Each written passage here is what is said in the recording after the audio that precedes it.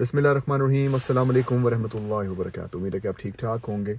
मैं बात करना चाहता हूँ अपने प्यारे पाकिस्तान की। पाकिस्तान के साथ मेरा ताल्लुक़ जो है वो सबसे पहली बात ये कि मैं वहाँ पर पैदा हुआ। वहाँ पर 8 साल तक की उम्र जब मेरी थी तब तक मैं वहाँ पर रहा। उसके बाद फिर नॉर्वे आया, फिर पाकिस्तान गया, वहाँ पर स्कूल गया, फिर कॉलेज गया लाहौर में गवर्नमेंट कॉलेज में, फिर बाद में वापस नॉर्वे आया। पाकिस्तान के साथ मेरा ताल्लुक़ जो है वो चैरिटी के हवाले से बहुत स्ट्रॉन्ग है। वहाँ पर लोगों की मुख्तलिफ़ ऑर्गेनाइजेशन के साथ काम करने का मुझे मौका मिलता रहता है।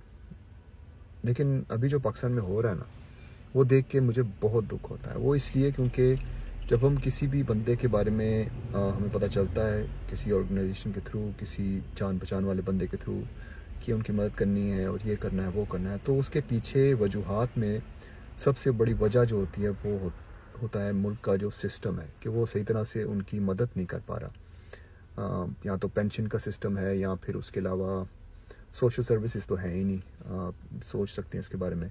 सफ़ेद पोश बंदे इतने ज़्यादा हैं कि मैंने एक दिन वीडियो लगाया था कि मैं कितने पैसे इकट्ठे कर चुका हूँ, तो मेरा इनबॉक्स जो है वो इतना भर गया कि मुझे समझ नहीं आ रही थी कि मैं सबको कैसे जवाब दूँ। जबकि ज़ाहिर सी बात है, जवाब देने का ना देने का तो सवाल ही पैदा नहीं होता, लेकिन बहुत ज़्यादा मैसेज आ गए थे और हर बंदे का यही इशू था कि उनको मदद चाहिए। लेकिन पाकिस्तान में इस वक्त जो हो रहा है, जैसे कि यूटिलिटी स्टोर्स हैं, वहाँ पर भी सुना कि जो सामान है उसका इतना ज़्यादा फ़र्क नहीं रह गया उस सामान से जो कि बाहर आपको मिल रहा है। तो मैं सोच रहा था इस चीज़ के बारे में कि कैसे इस चीज़ को हल किया जाए। इस चीज़ का हल जो है वो गवर्नमेंट के पास तो है ही कोई नहीं। इदारों में जितने भी लोग बैठे हुए हैं वो सिर्फ़ और सिर्फ अपनी ज़िंदगी बचाने के चक्कर में, अपने असासे बचाने के चक्कर में, जितना पैसा उनके पास इधर उधर किक बैक्स में उनको मिल चुका है, अगर वो वापस पाकिस्तान आता है तो पाकिस्तान को IMF के सामने तरले करने की ज़रूरत ही नहीं है। एक अफ्रीका में एक मुल्क था जिसके ऊपर उन्होंने कहा कि LGBTQ को एक्सेप्ट किया जाए आपके मुल्क में, उनके लिए कुछ आसानियाँ पैदा की जाएँ। तो उन्होंने आगे से कहा कि अमेरिका ने फिर आगे से कहा कि हम आपकी एड जो है ना, आपकी मदद जो हम करते हैं वो हम बंद कर देंगे। तो उस अफ्रीकन मुल्क के प्रेसिडेंट ने कहा कि आप अपनी एड जो है ना अपने पास रखें, क्योंकि हमारा मुल्क है, सॉवरेन मुल्क है, और हम अपने सारे के सारे जो कवानीन है वो ख़ुद बनाएंगे, क्योंकि आपकी एड ही मेन इशू है यहाँ पे।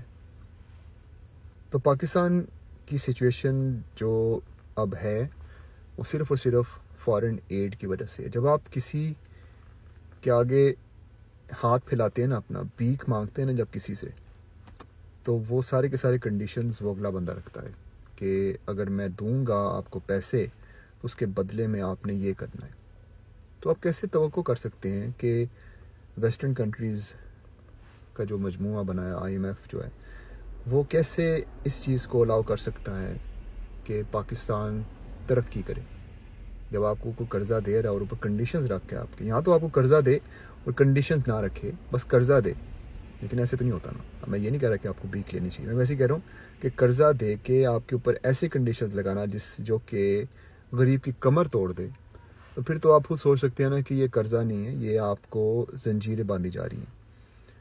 और जहाँ तक पाकिस्तान में जो कल हुआ ज़मान पार्क के बाहर, आपको किसी भी पॉलिटिकल पार्टी के साथ आपका कनेक्शन हो, कोई भी आप हों, उसको साइड पे रखते हुए सिर्फ एक पाकिस्तानी होकर सोचें कि क्या पुलिस वाले, क्या इदारे, इनके पास ये हक होना चाहिए कि आम शहरियों के ऊपर आप इस तरह से तशद्दुद करें, उनकी गाड़ियाँ तोड़ें, और आगे से फिर ये तवक्को करें कि उनके ऊपर हाथ भी ना उठाया जाए।